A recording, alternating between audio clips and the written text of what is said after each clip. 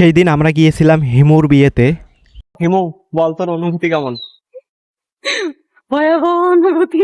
আমার সাথে ছিল তানিম এবং সোহেল ভাই। আসসালামু আলাইকুম, আমি তাসিন আছি আপনাদের সাথে। আর আজকের ভিডিওতে দেখানোর চেষ্টা করব ভিডিও এবং ফটোশ্যুটের কিছু অংশ। ভিডিওগ্রাফার তানিম এবং ফটোগ্রাফার সোহেল ভাই। আমার বন্ধু কিছুক্ষণ পর বরযাত্রী চলে আসে। স্বাভাবিকভাবে গেটে প্রচণ্ড পরিমাণ ভিড় ছিল। ভিড় ঠেলে আমি সামনের দিকে যাওয়ার চেষ্টা করছিলাম। বরপক্ষ আসার কিছুক্ষণের মধ্যে কাজীও চলে আসে। কিছুক্ষণের মধ্যে বিয়ে রেজিস্টার সম্পূর্ণ হলো এবং তার কিছুক্ষণ পর দুইজনের স্বাক্ষর নেওয়া হচ্ছিল। ছেলে মেয়ে এবং মুরব্বীদের সম্মতিক্রমে বিবাহ সম্পূর্ণ হয় এবং তারপর দোয়া এবং মুনাজাতের পর সবাইকে মিষ্টিমুখ করানো হয়।